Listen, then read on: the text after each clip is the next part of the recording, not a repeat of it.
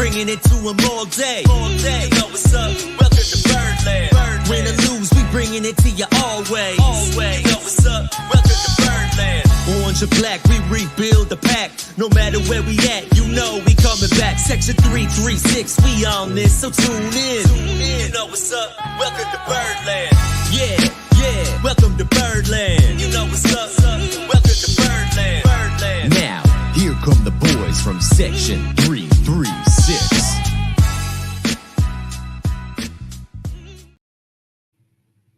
Ladies and gentlemen, boys and girls, Baltimore sports fans of all ages, welcome to Section 336, Next Generation of Baltimore Sports Talk. I am your endearing, stuttering host, Matt Soroka. As always, I'm joined by a guy who watched the Super Bowl only for the halftime show, the button lover, Josh Soroka.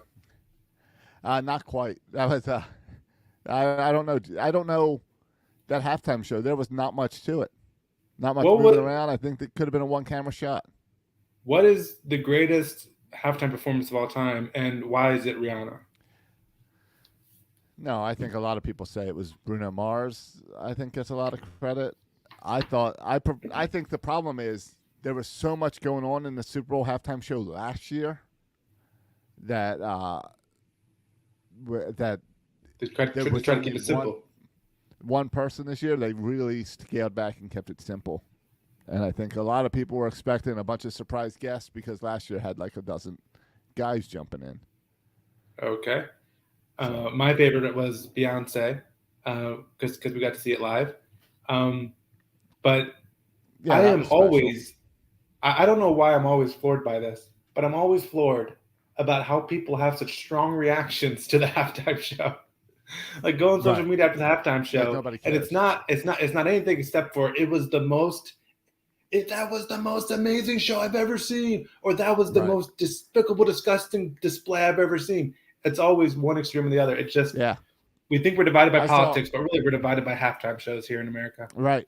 I saw outrage that it was lip sync, and I'm like, do you really not understand that every Super Bowl halftime show has always been lip sync? It's how you have to do it in that type of situation. Yeah. Like, so. Yeah, lip syncing. If that's. Yeah. So what you're really critical of is maybe she didn't do a great job with the lip syncing. I don't know. But it is. You're right. We go away from even yesterday. We take a good game that goes down to the wire. Great game. And the conversation the next day is the halftime show and the commercials.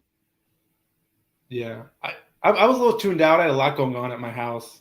Emily was gone, so I was like putting kids to bed, and I was making TikTok videos, and I really wasn't paying attention. I don't think I sat through like more than one commercial. Usually I sit up there with my pen and rate them, but not this year. Yeah, I made my 336 daily for yesterday, or for today, I guess. Whatever. Right. So, yeah, I don't know. I couldn't get into the commercials. I couldn't get into the game. I mean, the game was great, but it's hard, too, because I have no root and interest in the Chiefs versus the Eagles. I have no strong feelings about either of those teams. So it's just hard to get into it.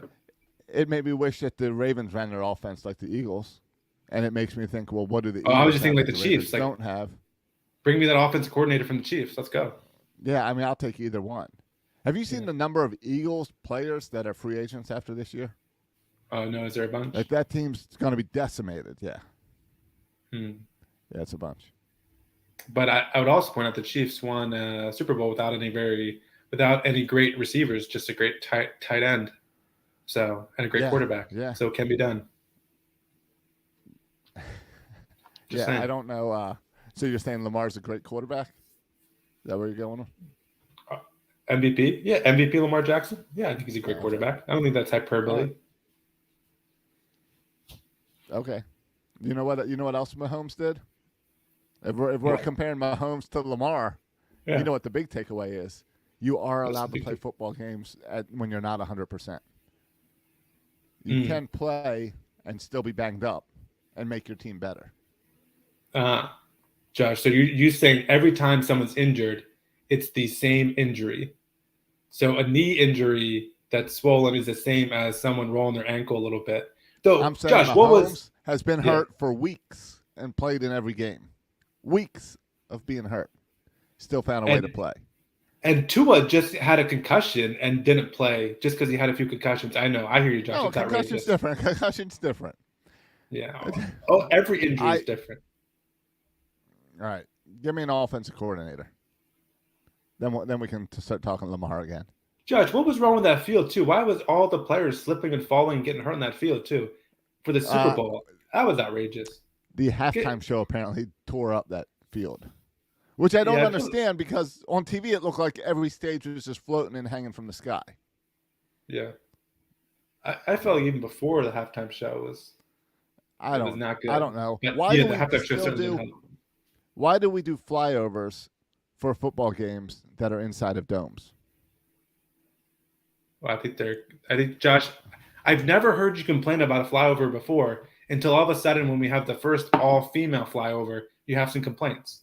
Interesting. Was it an all-female flyover? Yeah, it was. I didn't even know that. Yeah. I didn't know that. Well, you should do your research before you come on here and talk about it. Super Bowl was it was fine. It was a great game. It was entertaining, high-scoring. Fun game. Fun game. Big offense. It really looked like it was going to be really high scoring at the beginning when there was like no defense for those first two drives. Yeah. Fun game. Can't complain. Yeah. I mean, the end is a little weird when you have a guy slide the 2-yard line. Right. When you play that strategy game, like I'm used to, right, in these playoff games, back and forth. Let me just slide the 2 and take 2 knees. That's when you feel. That's when you feel for the gambler. Who got screwed because of that slide? Right. Who needed another touchdown? Right. When you have those touchdown scores too. Exactly. Yeah. Yep. So that's why I'm happy I'm out of the gambling business.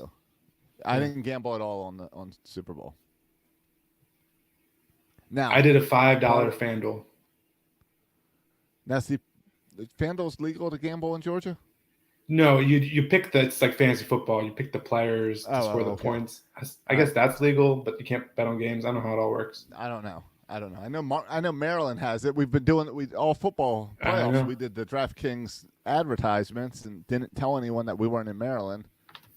What are the Orioles odds this year? Have they been released? Orioles World Series odds? Am I gonna? I mean, is it even money? Probably at this point. Probably at this point for the Orioles World Series, you bet $100, you get $10 back just because they're such huge favorites to win the World Series. I mean, they're favorites minus 900. I don't know about the rest of the world. I don't know what they are. I don't know. I mean, pretty soon here, we're going to start seeing these. It's a little early. I think once spring training starts, you see all the odds, and then you'll start seeing some win totals. And I haven't seen any yet, Josh. But I'm curious to see. Have you seen any win totals for the Orioles this year? And what do you think that number will be at? I imagine it'll be around 500. Is what I would guess. My guess is if I'm a smart bookie, I'm setting that number around 80, 81 games. That sounds right to me. Is what I was saying. I think. I was going to say 82 or 83, but yeah, 81. That sounds right. Because then you'll get suckers like us that'll bet the over. Oh my gosh, I'll crush the over. Right, but you're going to get lots of people to say, "Oh, the bullpen can't hold up as well as last year." You know, I can make all the excuses for the under, but I just don't believe it's going to happen. I think the big case for the under too is starting pitching. Dean Kramer was great last year. Health, is that going to continue? Everyone was healthy for the most part last year. Is that going to continue? Yeah. So, Grayson Rodriguez on his innings limit. What impact will that have? I will say that we're talking about gambling. I'll tell you right now, boys and girls, I've seen Gunnar Henderson as a favorite for Rookie of the Year. I think it's a great bet because he's going to hit in the middle of the order. He's going to play third base every day. He's going to get a ton of opportunities to score runs. I think another person I've seen up there is Grayson Rodriguez. That's a terrible bet. Do not bet on Grayson Rodriguez because he's not going to pitch deep enough in the games to get the wins or have enough innings. So he's just not going to pitch enough. So I think Grayson Rodriguez would be a terrible bet for Rookie of the Year. Just because he's going to lack the innings. But Gunnar Henderson, I think, is a great bet. The Orioles are still plus 3,900 to win the World Series. Okay. So bet $100, you win $3,900.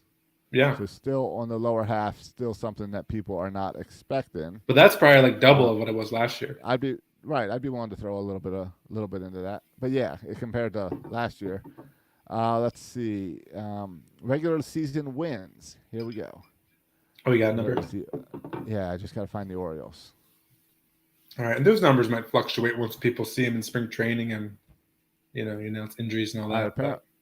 My bookie does not offer the Orioles yet. Okay, yeah, I think it'll come out in spring training. 8 teams. So, AL pennant on my bookie. Let's see where the Orioles are. Who has better odds, the Orioles or the Red Sox? Who's better odds, Orioles or the Red Sox? The Red Sox are plus 2,400. The Orioles are plus 2,700. So Josh, the Red Sox have better odds? Do you think there's a better odds of making it to the World Series, or winning the AL East? What do you think are better odds? Better odds would be making the playoffs. Making it to the World Series? Or making it to the World Series? Yeah, my question is making it to the World Series or winning the AL East. What would be better odds, you think? Making it to the World Series. You think so? Because there's multiple doors in. Yeah. Right. So if you want to bet on the Orioles to make the playoffs, it's plus 360. So that's not a big payout. That's probably the smallest it's been. That's the best bet you're going to get for the Orioles in a while. Yeah, but you're still making money. If you feel confident about the Orioles, you're getting over three times your investment back. So yeah, that's. All right, let's see. MVP Adley Rutschman. That's a good bet. Plus 3,600. Yeah, I like that bet. Now the favorite is Ohtani. Number 2 is Judge, and then Trout's in there. So you got to compete with those. I assume those are the top 3. Yeah, Rookie of the Year. The favorite is plus 300. Gunnar Henderson. Yep. Grayson Rodriguez is in the mix at a 1050. Stay away from that bet. But bet Gunnar. Cy Young. Let's see. There's no one. There's no Orioles on that list. Yeah. Who is the pitcher most likely to win the Cy Young? In your opinion, DeGrom. No, I'm saying for the Orioles. If an Orioles pitcher would win the Cy Young, would it be Felix Bautista as a closer? It would have to be Grayson Rodriguez. Pitches unbelievable. Yeah, I don't think he gets enough innings. Even if he did pitch unbelievable, I think they would shut him down. So my bet would be, if I had to bet on somebody, Cole, maybe Corbin. Yeah, I mean, Dean Kramer was our best pitcher last year. But come on, there's no Orioles going to be mentioned in the Cy Young discussion the entire season. Let's be honest. That's not to say our rotation is going to be bad. I just don't know why you're hating on the Orioles so much. What if Felix Bautista has like a 0 ERA? Could he be considered like a Zach Britton type year? Yeah, I guess so. I guess he could be in that discussion, kind of like he was with Rookie of the Year last year. Yeah, he could hang into that discussion. All right, Michael over in Facebook is pointing out to us that in MGM Sportsbook, the Orioles number of wins is 76, and Caesars has it at 77. Okay, I'd bet my house on 76 games. Yeah, this is why you shouldn't gamble, Josh. Because 3 or 4 injuries. If Adley goes down for the season or something, it's why you don't bet your house. But we'll get to our bold predictions. Thankfully, we still have another month until our bold predictions. But I would be willing to bet a lot of money onto that 76 games. Yeah, I would too. I think one of the things I always think about with betting, and I'm usually pretty good, Josh. I should go look, but I have a really good track record. It's a bad return investment because it takes so long to get your money back. But I have a very good track record of betting teams over and unders. And one of the things I look hard at when I used to do this is what teams would most likely buy or sell at the trade deadline. Right. And so, because the sellers are going to be under. Tank. They're going to try to tank at the halfway point. And the buyers are going to try to add talent. Josh, this team has screams buyers at the trade deadline, right? Yeah, doesn't it scream buyers at the trade deadline? Because you're going to have all these young players ready to come up at around the All-Star break. Right. We're going to find out what the needs are. We're going to know what our needs are. We're going to John Means will be back. We're going to have valuable pieces that we don't need. Yep. We're going to have valuable parts that we can trade to bring stuff that impacts you right away. We have not seen the Orioles in that position in a long, long time. Even in those winning years with Buck and all. We made moves, but we were never really in positions to be actual buyers. Josh, is there any scenario where the Orioles are sellers at the All-Star break? Any scenario? No. Is there any scenario? Okay, I agree with you, Josh, because who would they be selling? I guess you could maybe sell Santander. And that's the thing. To be a seller, you have to be like you're blowing up the team. You're going to try to, ideally at the trade deadline, you want to trade Santander because you've got guys coming up that you know can fill that role. Okay, you want to trade, but yeah, I disagree with that. But you want to trade some of this starting rotation. You want to trade one of these arms because you've got John Means coming back. You've got other guys that can bring it together. Or even better, you want to trade young guys that are ready. That's what I was saying. I would rather trade. Honestly, I'd rather trade Colton Cowser than Santander. That's kind of where I'm at with both those players. I think Santander is a better player. Because you want to keep proving talent. And I want to win now. Yeah. I don't want to win for 5 years. Right. No, and that's the thing is we have none of whatever the Orioles trade has to not make the team take a step back. Yeah. So I agree. So even if for some reason disaster strikes and we're 15 games out of the playoffs, we're not going to rebuild mode. No, disaster. We're trading Santander. We're trading Cole. We're trading Gibson. We're trading those guys, the older guys. But we're not in rebuild. Right. And we still might add Batista's not getting traded. We still might add talent with years of service, even if we're – but I think the more likely possibility, even if we're around 500, that we aggressively buy someone or trade for someone that might have a year or 2 or 3 years of control. I think that's a more likely situation. Yeah, totally.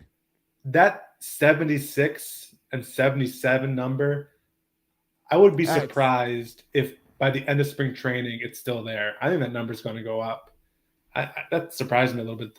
I would have thought 81 or 82. If that was on my bookie right now, I would be depositing some money. Yeah, I'd hammer that. Seems like a good bet. All right, that's our gambling talk. Yeah. Do we still have a gambling sponsor we can throw in here, Josh?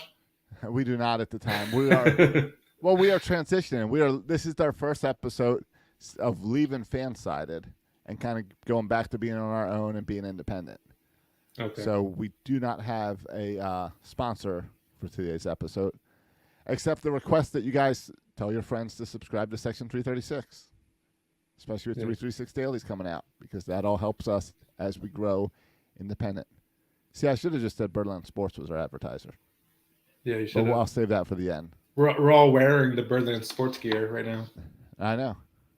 We're doing a live stream. I had to go up and I was like, all right, what's the newest Birdland Sports T-shirt I've got? So it was the Mountain for Luis Batista. Yeah. So, but yeah, I actually got mine. I actually got mine from birdfieldsports.com. It's kind of a knockoff of yours that sells all your same T-shirts, but they're called Birdfield Sports. Yeah. No, they're called Breaking Tea. Oh, you're Breaking Tea. That's the one. I was trying to think of the name that ripped off your shirt, and blanking on it. But of course, you remember it. Yeah. Right. They came out with that Baby Bird shirt just because they happen to like The Wire, a show that's been off for 20 years, and thought of it. Yeah.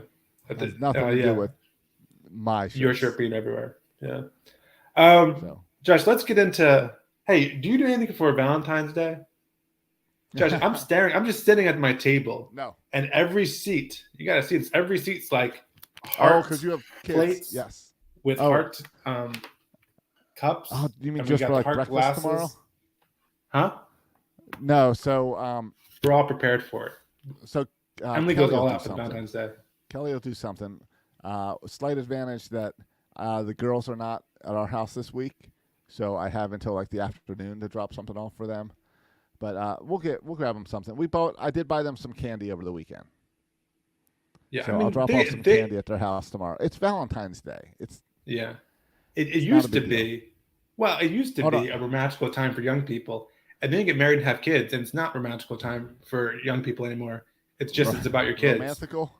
Yeah, romantical. I don't think that's the word, but okay. We've been Josh, it's fantastical and romantical.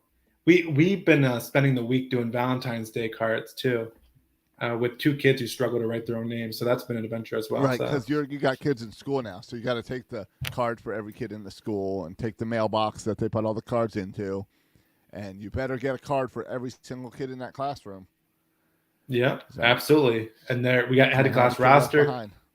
Absolutely. So we were one candy short, but we took one from the teacher to make it work. All right. So if your wife's going all out for Valentine's Day, yeah, I imagine you have a present for her? No, we don't do that. All out for the kiddos. Oh, okay. All out for the kids.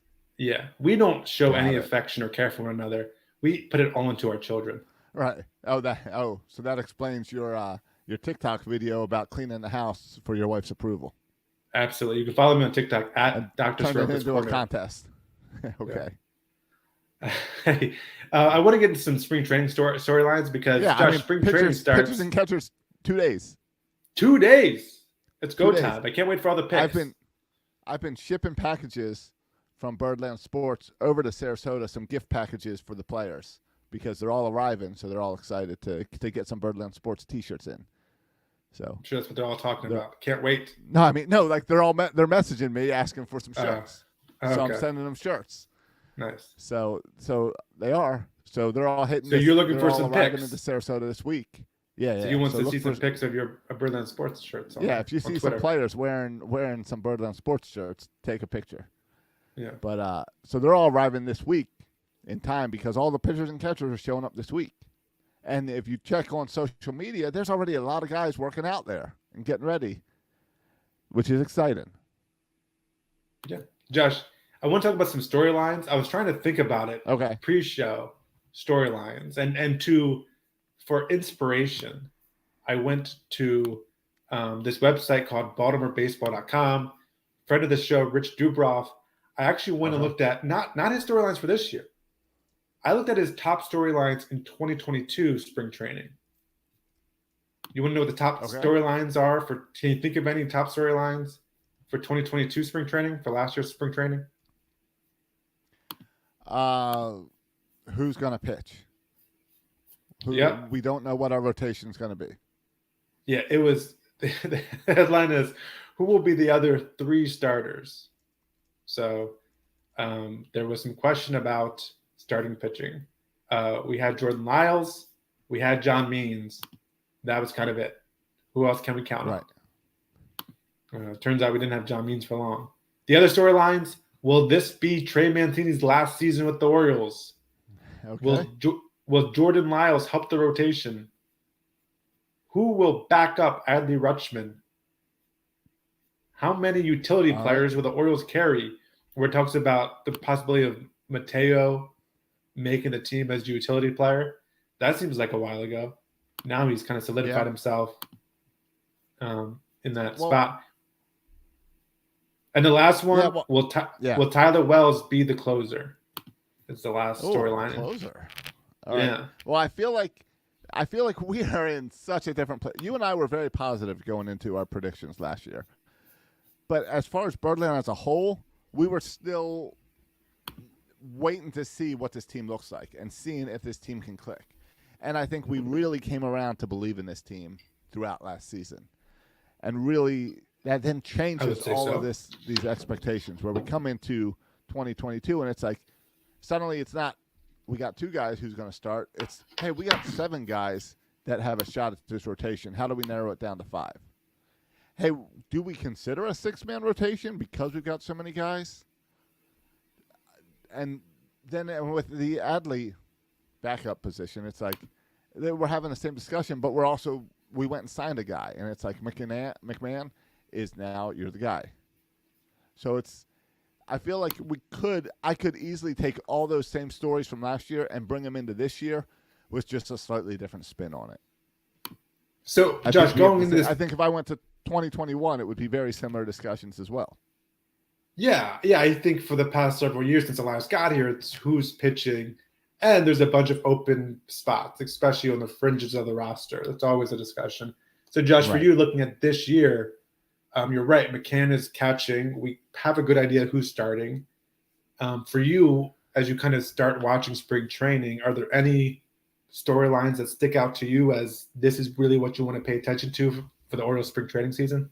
There's two pitchers I'm really interested in: DL Hall and Tyler Wells. Mm-hmm. Because Tyler Wells, because he's now a friend of the show. We know how hard he's been working this offseason. We saw To be a starter, the excitement of last year to be a starter, and him build on that to want to come in as a starter this year. So I really think if Tyler Wells can cut it as a starter, that would be huge for this team. But I don't know how he fits into that and if he can prove that. And then I feel the same exact way with DL Hall, where like he's one of our top prospects, and he's got a higher ceiling perhaps than Grayson Rodriguez even has. But we haven't seen it all come together. So can that come together where is there a situation where we're forced that, I'm sorry, but we have to make room for DL Hall and Tyler Wells into this rotation? I mean, that'd be a lot of fun. Can they force their way in? Yeah, I'm curious to see. I think those are two great things to look for. I wonder like what will happen. Like I've convinced myself that DL Hall will start in AAA. A, because they wanted to get more innings as a starter. B, because he's been somewhat inconsistent with the low location. And C, because we don't have the space for him. But what happens if DL Hall pitches lights out? Let's say he works hard in the offseason, he figures out the location thing, and he pitches lights out in spring training. Can he find a way to make the starting rotation? I'm not sure. Right. I think he's in the outside looking in right now. But if he pushes lights out, is there a way for DL Hall to get in there? I'm not sure. No, and that's how I feel, because it's like when you take both these guys, DL Hall and Tyler Wells, I've accepted that both of them are probably Norfolk starters. But they both have really high potential. And at the same time, we're taking a guy like Grayson Rodriguez. And we're assuming he's on this rotation opening day. What if these two guys outpitch him in spring training? Yeah. Grayson Rodriguez was hurt a bunch last year. You could easily He never made it. He never made an appearance. He hasn't made it. These other two guys made an appearance with the Orioles last year. Yes. So I think that's a really interesting storyline for those two guys. And how it lays out, how you're going to lay out this rotation. Yeah. Yeah. And I think there's some talk about if, and again, I think it's a huge if everyone remains healthy, that you could do a piggyback situation where you start Grayson Rodriguez, you have him throw 3 or 4 innings, and then you bring in Tyler Wells for 3 or 4 innings. That seems like you're limiting Tyler Wells a little bit like that, but that they could go that route as well. Right. Or you could go the 6-man rotation. And I know there's lots of talk of, oh, well, that limits your bullpen. But let me lay it out this way. If we went a 6-man rotation and suddenly your bullpen got a little thin, couldn't you then just take one of those pitchers that pitched 5 days ago and now bring him in to pitch 3 innings and kind of combine piggyback in as necessary? Does that really screw up your rotation at that point? Or if you have 6 legit pitchers that are pitching through the 6th inning, do you need that deep bullpen? I don't think you do. If you can put a legit rotation out, you don't need a deep bullpen. We've needed a deep bullpen because our guys can't get through 5 innings. Yeah, well, and I don't think Grayson Rodriguez will still be able to get through 5 innings with his pitch count. And so, but you're right. If pitchers get into deep games, especially at the beginning of the season, keeping your bullpen rest is kind of a moot point. But yeah, I mean, that's a good story. Those 2 pitchers are going to be something to watch. And you could throw, if you want to throw Austin Voth in there, you could throw Austin Voth because I think he pitched well enough to be a starter last year. So if he pitches really well, does he make an argument that he should be in there? Again, we're not talking about Kramer and Bradish either, who pitched well enough to be in there. I mean, Cole Irvin and Kyle Gibson, it's not about how well they pitch. They're making enough money. Right. They're making the amount of money where they're in the start rotation. Yeah. Right. So those 2 are locked. Then we're kind of assuming that Dean Kramer is a lock. I'm kind of assuming that, and maybe I shouldn't assume that. Right. And Kyle Bradish, I think, is the least. Right. But Dean Kramer is the same assumption that Grayson Rodriguez is in. We're making assumptions that there's one spot up for grabs. Right. Yeah, and I think Dean Kramer and Grayson Rodriguez have the inside track, but if they all struggle and Kyle Bradish struggles, but Tyler Wells pitches really well, and Austin both pitches really well. Yeah, I think it's worth watching the whole rotation, how that plays out. Right, but we got to always remind people it's a lot more than what you see on MASN in these spring games. I haven't even seen if MASN's broadcasting these spring training games. I feel like I complain about that every single offseason. Yes, I don't even think about it. It's annoying. It's so dumb. No, it's the most ridiculous thing ever. Yeah. We don't need to rehash it. It's stupid. Yeah. No. You know what else is stupid? I know you want to get to another storyline. Other spring training storylines. Yeah, we've only gotten to one so far. While we're talking about TV, pitchers and catchers report in 2 days. The email I get end of last week from YouTube TV, we no longer carry the MLB network. We couldn't come to an agreement, so you no longer have the MLB network. I have the MLB network on this time of year all day on my TV. I work with it next to me. I do the podcast with it next to me. I love MLB network in February. Oh, really? Yeah. I never really watched the MLB network. You don't? They do great like spring check-ins and great little previews on the teams and stuff. So they got a few shows I like. So that's irritating. But give me another storyline outside of pitching. Well, I mean, I think if you go to the position players, I think the infield situation is interesting, right? Because third base is Gunnar Henderson. That's a lock, I think, right? I don't know. I think it's a lock. Unless you bring him to shortstop. Right. He's a lock unless you move him to shortstop. But then Mateo, you would think, is a lock for shortstop. I think, and then that means who's a lock for second base? Adam Frazier, or is it Ramon Urias? Yeah, or Frazier. It goes back to when we signed Frazier, and we're like, we don't really know how he fits on this team. Second base, first base, and that puts Mountcastle at DH. Is Frazier our DH? I don't know. Yeah, and I'm curious to see how creative they get with the infield position, because Ramon Urias, he's proven himself to be a great third baseman. Yes. He can also play second. We know Mateo can play kind of around the diamond. We know Gunnar Henderson. It didn't really go well when they tried him at second base, but he can definitely play a really good shortstop and a good third base. So a lot of these infielders can play multiple positions. Right, but what's the advantage of swapping them around? What's the advantage of not having – why wouldn't you just, like, for stability? Tell me – if I have Gunnar at third, Mateo at short, Urias at second, why would I move that? If I want to put Frazier in the game, I guess I could put Frazier at second, and then Urias at third and Gunnar at short just to bench Mateo for a game, give him a break. Is the flexibility just for a Sunday game, just for a rest? Well, yeah, I don't know how much you're going to mess also with righty-lefty. I mean, Frazier's a lefty, Urias is a righty. I don't know how much you're going to mess with that. Yeah, I'd have to look at their splits. The other aspect of it is, I mean, Mateo is a bit of a streaky hitter. And what if Mateo's batting 100 or something? He doesn't have a long track record of being a great hitter. Even if he's great defensively, maybe if you want to upgrade offensively, your best offensive lineup might be Urias at third, Gunnar at short, Frazier at second. That might, or even Vavra at second. I don't know. All right. That might be a better offensive lineup. So who's your DH? I would like to see play a lot of DH is Santander. If I was making my list, Santander would play DH. Then, all right, then who's in right field? Who's in right field? Kyle Stowers. Yeah. All right, is Stowers in your lineup? You're now adding Stowers in your lineup in order to take Mateo out of your lineup. Is that an addition? Like I think so. Offensively, yes. Offensively, yes. Yeah. I thought Stowers had like a 100 last year, batting average. Stowers wasn't given a good shot. Stowers didn't play enough. He's got more pop than Mateo. Also, I like to have Mateo on my bench as that secret weapon. Are you suddenly a Kyle Stowers apologist? I would like to see Kyle Stowers get more consistent playing time. He batted 253 last year. Batted 253. You're right. With 3 doms.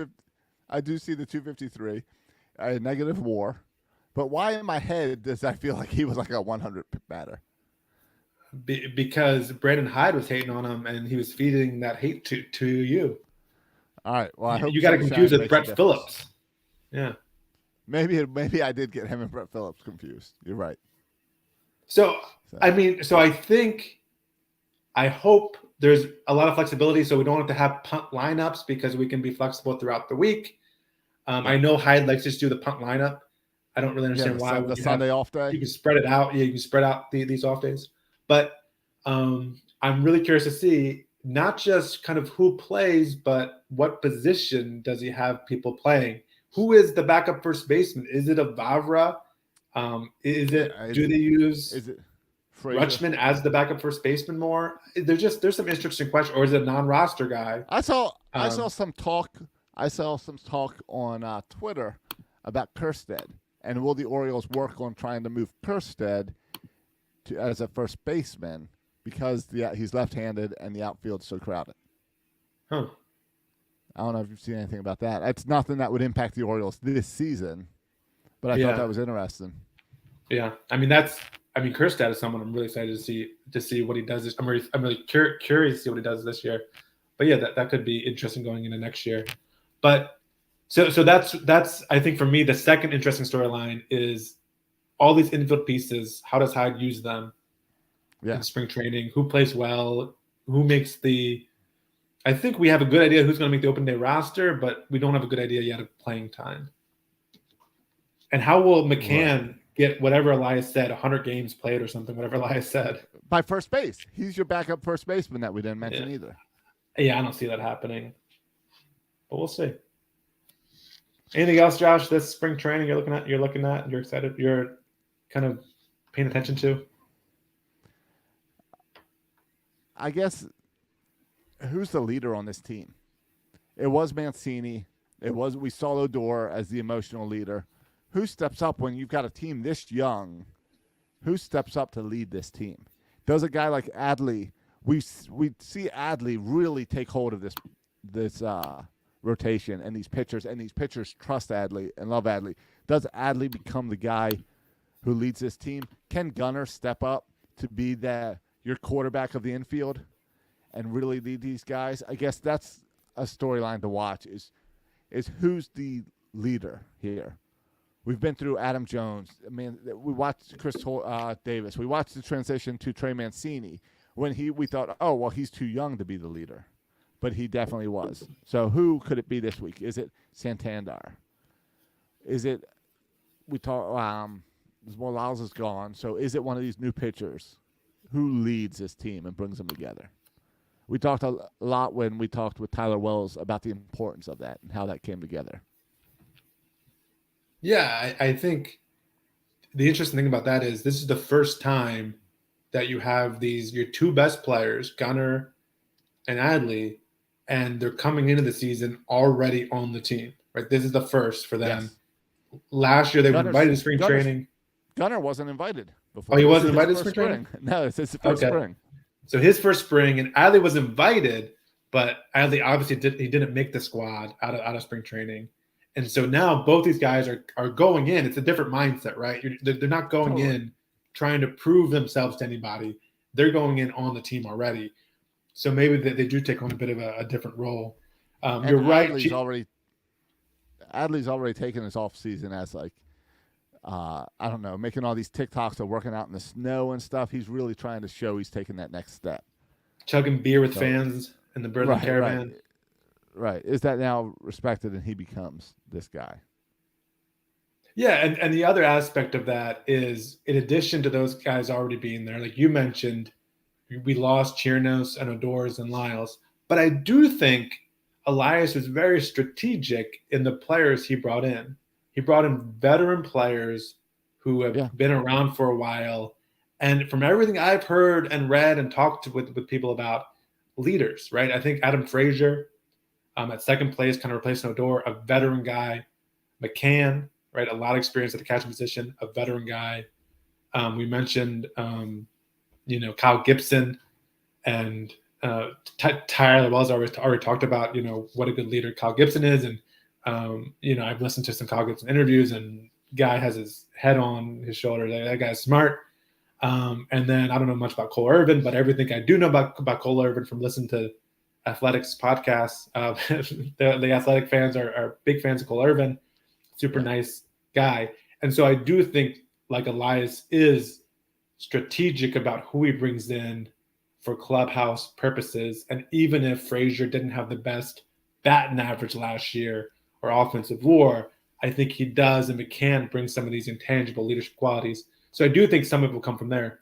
But also it can be challenging to be the leader when you're, even if you're a veteran, when you're on a brand new team.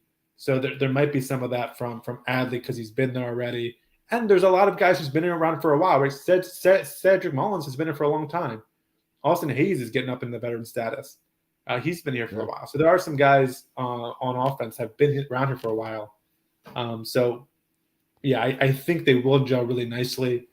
But yeah, that's going to be something to watch for.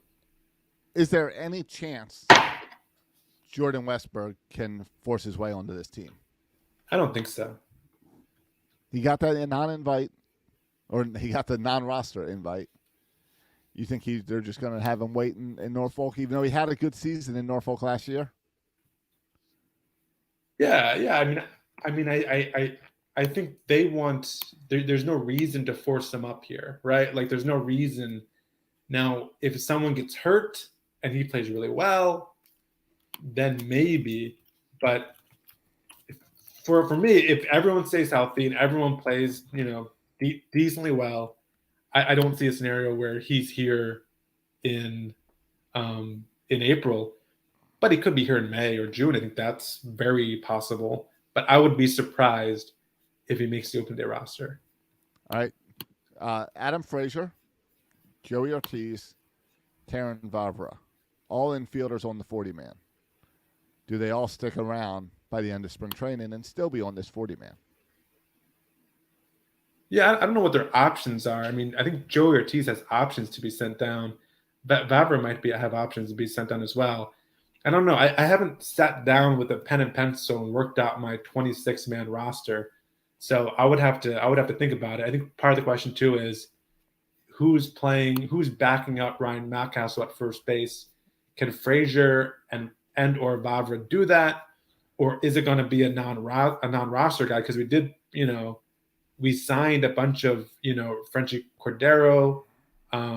We also signed Ryan O'Hearn, right? Some guys who could play first base if we feel like Vavra can't play it. So I don't know what the Orioles are doing with that. So that's, again, something else I'm watching for with that infield. Yeah, but if you take 4 bench spots and one's McCann and you're down to 3, and then you have Stowers and McKenna, and we both really like those guys, and we think those guys are the type of guys that make good late inning substitutions, that gives you 1 slot for an infielder. Right. Yeah, so that's probably Vavra, I would guess. But, yeah, we'll see. Yeah, and I guess you're putting Vavra on your bench and making room for Frazier on the field every day. Yeah, I think that's... Oh, no, because then you got Urias. Yeah. That gets tricky. Yeah, I know. So and that's what I'm saying. So can you keep Vavra and Frazier both on this team?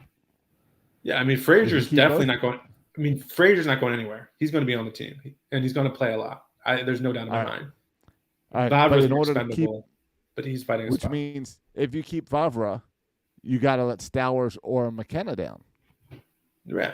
Because you're locking up a bench spot on Frazier. You're locking up a bench spot on McCann. You got 2 spots left. Yeah. So it gets tricky. And that's it's kind of exciting that it's not, we know who the starters are here. We know who the starters are here. It's these bench spots that we're worried about. And that's where the holes are. I'm not even sure. It's a good problem to have. Yeah, I don't like this discussion because I'm not even sure if you're right if we have 1 guy left or 2 guys left. I'm not sure about your math. I'm not 100% sure about your math. I know we normally carry 4 bench guys. And one of those catcher? If you go 7-man in the rotation, 7-man bullpen, right? Then 4-man. I think you go 8-man in the bullpen, 5 starters, 8-man in the rotation. That's 13 pitchers. Okay. And that gives you 13 position players. All right. So you're saying you have 5 bench spots? 5 on the bench. I don't know about that. I don't know about your math. See, I don't know about your math. That's why I think I'm thinking you're differently. Saying that you think we have room for Frazier, Vavra, and Stowers. I'd have to. All right, this is some post-podcast math.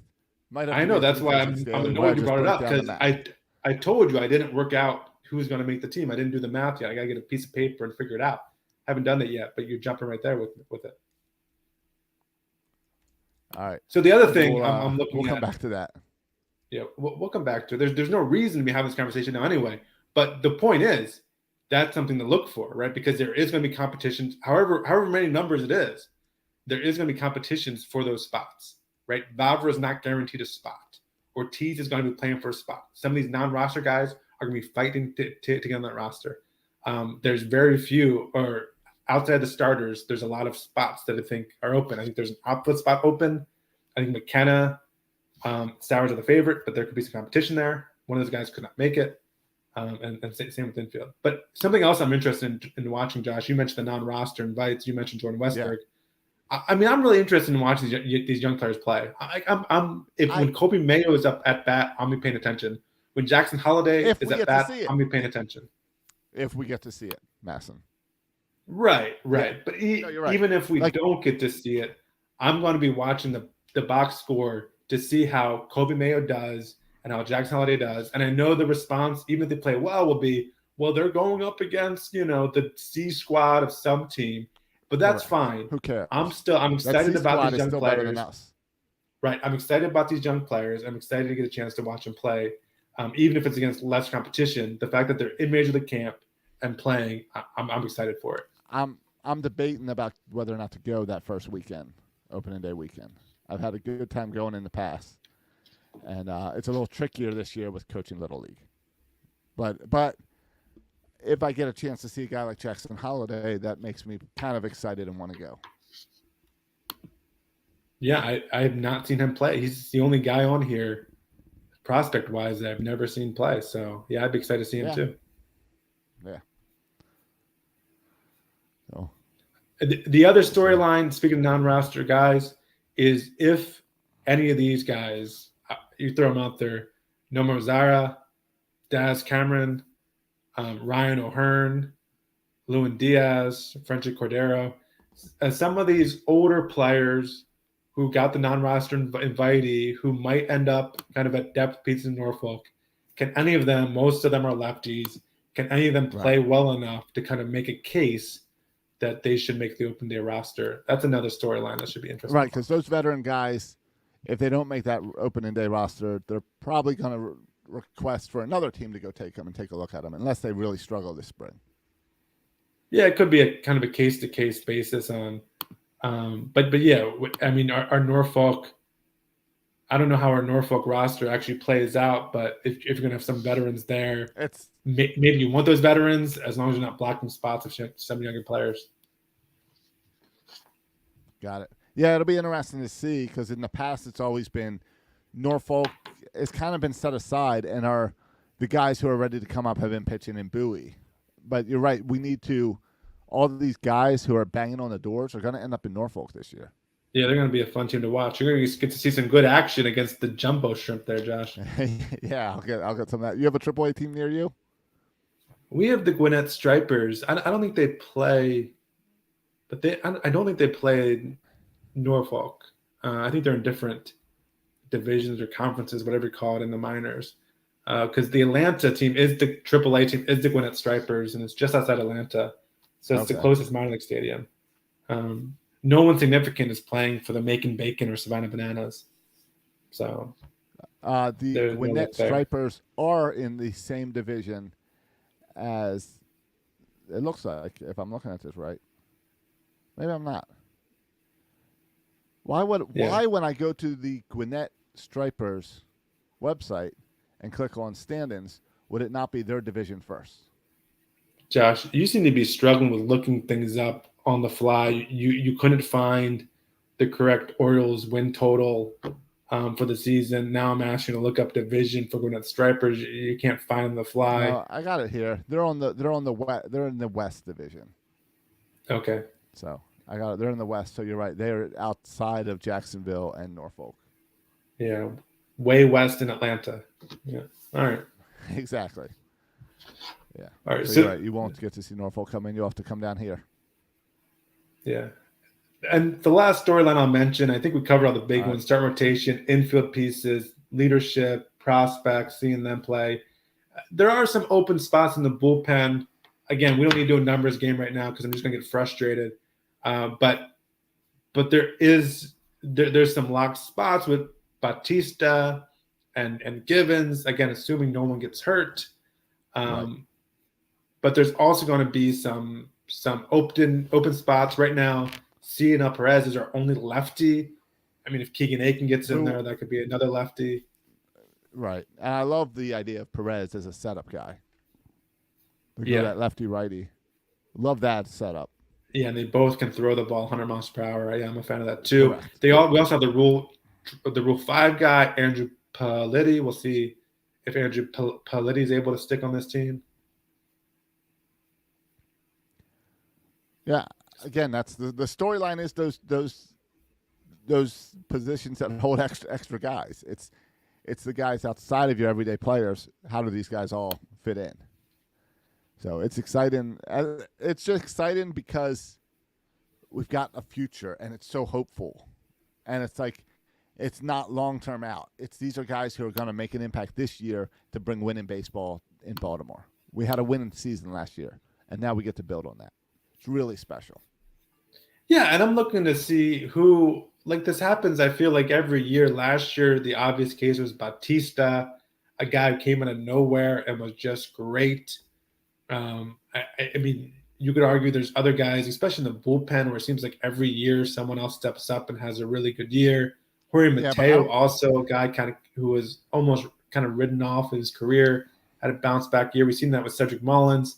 Like, I'm curious to see like who kind of steps up, who we're not expecting to this season, because there seems to be always at least one guy who outperforms what we're expecting. And that's why I asked you earlier about Westburg, because I don't see guys that are on this rotation or on this roster that we don't have high expectations for already. So how does a guy like Ken Gunnar outperform what we expect out of him? No. We expect rookie out of the year. Ken Adley outperform what we expect? No. We expect an MVP candidate. Can Grayson Rodriguez outperform what we expect? No. We expect the moon. And that's why we're at 90 wins and Vegas is at 77 wins. Exactly. Our expectations are so high that it's really tough to say, oh, this guy has a chance to outperform. Maybe if a guy like Cedric Mullins can bounce back after kind of a down year, maybe to see Austin Hayes bounce back, to see Mountcastle bounce back, some of these little slumps we had last year, maybe take that really next step. Otherwise, it's seeing a guy like DL Hall click, and suddenly he lights out and it's going to be a guy who we knew had potential, maybe hits that potential a little earlier than we expect. Yeah, I also feel like last year in the minors happens too. Like Colton Cowser was not a guy on the tip of everyone's tongue as far as prospect. He just had a great year last year and shot up through the ranks. And now all of a sudden everyone's talking about Colton Cowser as a prospect. It reminds me, I mean, this different sports, but Patrick Mahomes, one of the best follows on Twitter is Old Takes Exposed, or what's ever called Freezing Takes or something. And talking about everyone bashing the draft pick of Patrick Mahomes as this project who will never work out, drafted, I think it was in the third round. And so you just never know how these prospects will turn out, who will be a late bloomer. It's part of what, for me, makes baseball a lot of fun, seeing all these guys make predictions and then be wrong all the time, because sports are wild and players, perform differently at different times. Yeah, and it's 162 games, so that's what makes baseball the best. It's a lot of games, so there's no luck involved. Yeah, and I also think like I listened to a Mike Elias interview and he's like, they asked him about kind of all of these spots being blocked for the young players, and Mike Elias says, no, there's no spots that are blocked for young players. Like, he doesn't view it that way at all, because I think he doesn't think Connor Norby, Jordan Westburg is like exactly ready. That's what I think. I don't think they're exactly ready yet. And B, like, you just go through a lot of players. I was doing the research for 336 Daily. I think we went through like 18 different starting pitchers last year. 18. So this notion that we have a problem because we have 6 pitchers who can start when last year went through 18. Like, what have we been talking about? I think just injuries happen. People get sore. People get shut down for a little bit. People have babies. So there's all these kind of factors that impact kind of how much playing time you get, and you just need a lot of guys. You just run through a lot of guys. You need depth. Great teams have depth. And that's another thing about this team is we have really good depth. If, Mateo gets hurt, we will be okay. If Urias gets hurt, we will be okay. Even if a pitcher gets hurt, Kyle Bradish gets hurt. I hope it doesn't happen. If he gets hurt at the beginning of the season, we will be okay. And I'm not sure if we could have said that a couple years ago.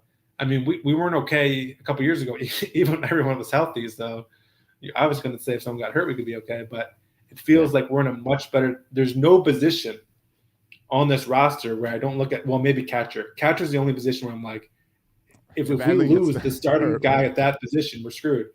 It's just catcher. Right. No, and that's because we look at last year, and, like, if we had him for the first 2 months of the season, we might have made the playoffs. Yeah, and if you look at big of an impact. If we don't have him, we have lifetime 200 hitter Brian McCann back there. Yeah, if Adley did not come up last season, would we be as hopeful going into this season? I don't think so. I think we'd still be hopeful, but not we're winning the World Series.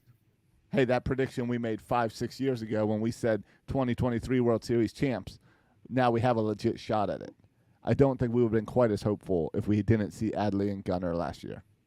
Yeah, no, I mean, Adley and Gunnar are certainly leading the charge in this optimism. And hopefully we can add Grayson and DL Hall to that charge of optimism, by the end of this year as well. So time will tell.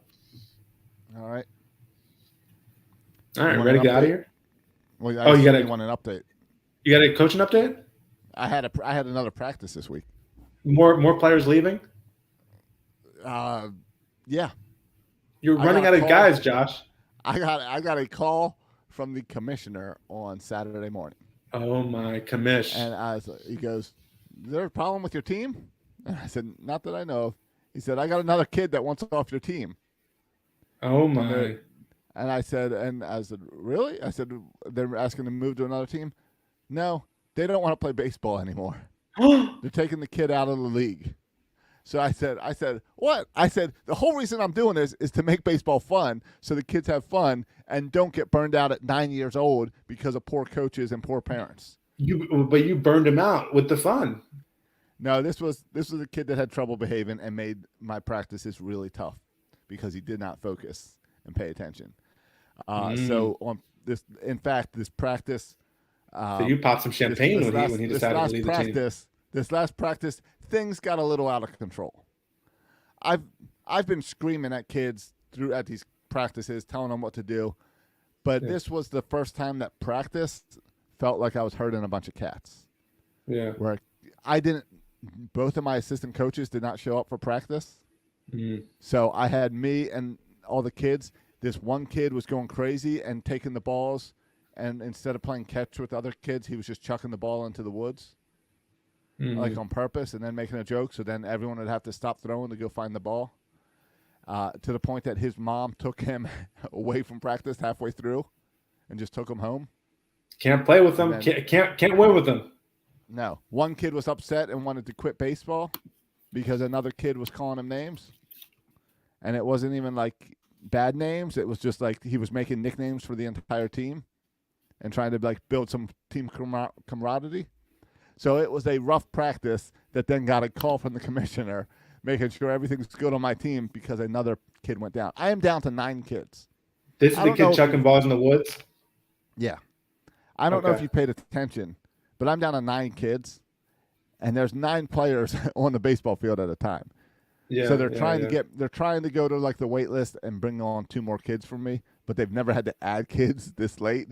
I don't think it's me. I really think it's bad circumstances, and I really think I did the random draft without knowing who anyone is, and other people drafted kids that were established, and I drafted anyone who had a cool name that I could pronounce. Right. But I knew as soon as I got that call from the commissioner, I said, "Oh, I wanted to text you, but I said no, I got to save this for the podcast because it's definitely goes back to what I said at the beginning. That the frustration part of coaching Little League is the parents, not the kids." Yeah, I mean, you're making me feel grateful that I decided not to coach this year. I coached playing this year. He is. He starts next month. He hasn't started yet. Okay. They start in March. But we had tryouts, but he didn't try out. They don't do tryouts for T-ball. So Okay. I think he has to be 7 to do tryouts. Right. But yeah, I'm happy I didn't do that. I mean, I coached high school ball, basketball, but that's a little bit different because they're just Way different. different. They're more mature age. You have tryouts. You can it's talk. different. You can talk to them like adults. You can choke them if you need to. Yeah, you can throw a chair at them. Exactly. You can. Right. You can't throw get away with basketballs that at them as weapons with 9-year-olds. Here's the other difference between coaching 9-year-olds and coaching the high school kids. Yeah, is the parents watch these practices. Yeah, the parents stay the whole time and they sit on the bench and watch me. Yeah. So I feel like if I don't have those kids all wrangled in and all focused, that all the parents are judging me. Yep. Because they are. Yeah. Because I know I've been that parent. I've judged the coach. Yeah, they are. Just like, yeah, I mean, before you become a parent, you judge all of the parents. And then you become a parent, you're like, oh. And then other people judge you. And there's just this great circle of judgment life that everyone lives in. And I mean, but the parents are, I mean, from my perspective, and I would show up and watch Silas practice too. And I will. But I'm more just grateful that I don't have to watch him for an hour and a half, that someone else is watching my kid for an hour and a half. I really don't care what he does. Right. I'm just grateful I'm not responsible for him for an hour and a half. So yeah, the problem is I'm that babysitter for that hour and a half. Yeah, that's you. And that's what we're paying for. Right. And when I didn't have help this past week, and the first 30 minutes is like we don't have a ball field. The first 30 minutes of every weekday practice, we are in a cage for 30 minutes.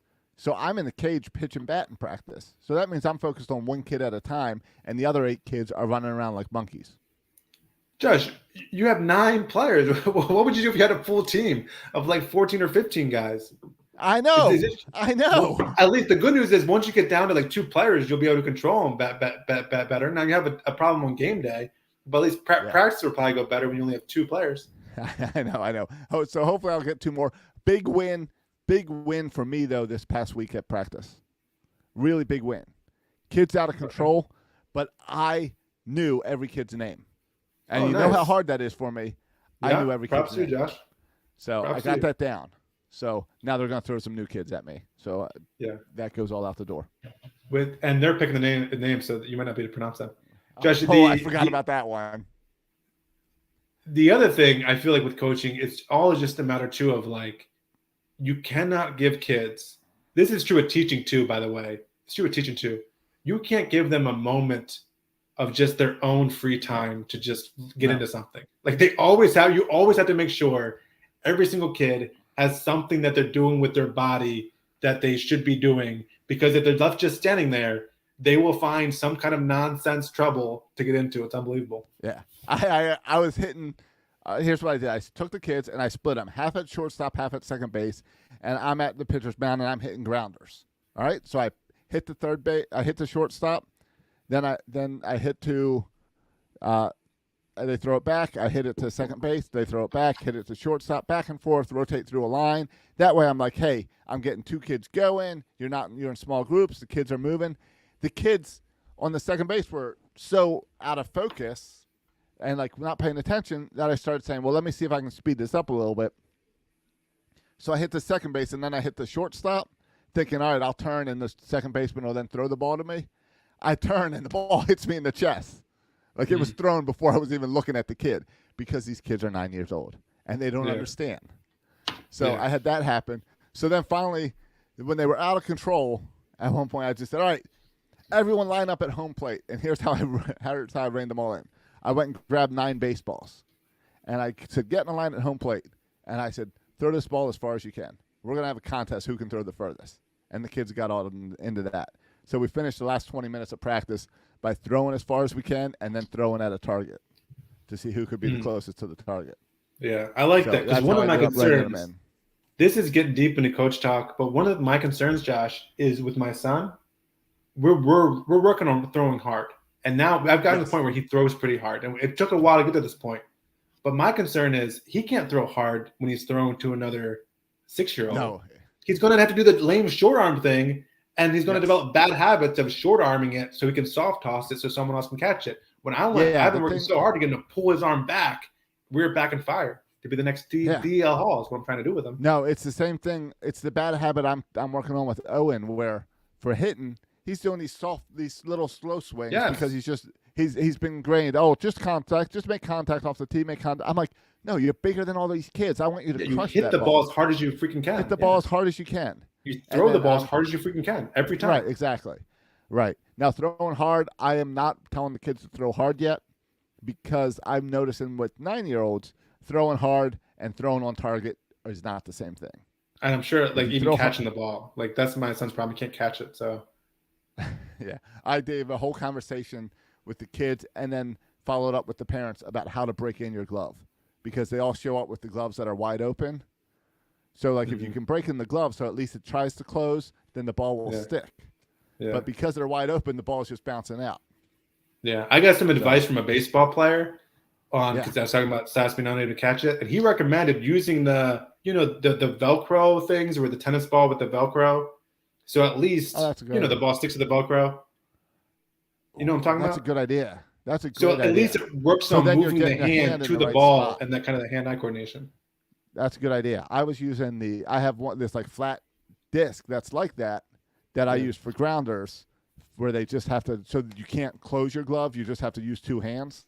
Right. But I like that idea of using the felt ball. That's a good idea. Yeah. I wonder if I can get some of like Five Below getting or the felt ball off the thing, but getting the tennis ball off the there's always that problem. But yeah, that's the Little League update. We got our schedules. Games start, I think, on the 25th. So I'm about 2 weeks away from my first game. All right. Hey, listen, if any parents are listening on Josh's team, do me a favor. Take a video of one of Josh's practices and DM that to me on Twitter. I would pay good money to see a video of Josh's practice. As far as I know, the parents have not found this yet. I'm kind of surprised it's still hanging out there. Maybe they're having their own little parent talk on the bench while I'm coaching about this, and they're keeping it on the DL. But as far as I know, no one has found this yet.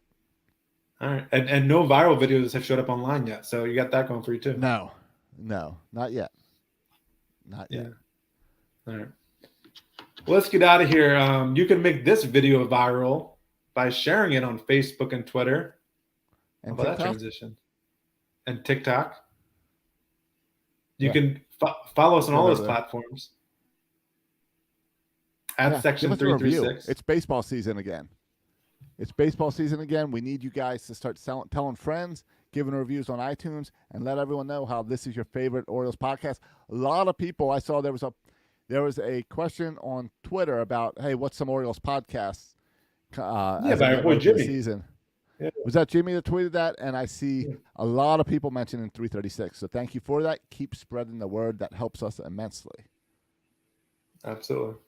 And check out Birdland Sports. Yeah, check out Birdland Sports. A ton of new shirts. You can follow us on birdlandsports.com or Twitter and Instagram as well, and to check out all the new designs. Every day I make it's not every day, but it seems like every day I'm making a new shirt that's my favorite shirt. I made a Nick Vespi shirt today. That's how crazy I am going with the roster. Is that your new favorite one now? Yeah, I really like the Nick Vespi shirt that I launched today. And Nick Vespi is getting his own caricature shirt as well. That'll be coming out soon. So, yeah. But I know Felix Bautista, he requested one of these shirts, so he is getting this shirt. Gunnar Henderson requested the one you're wearing. Top Gun you're going to take it off and mail it to him? Yeah, he asked for this one. Like, this would fit him. This exact one. Twice the size of me. Yeah. No.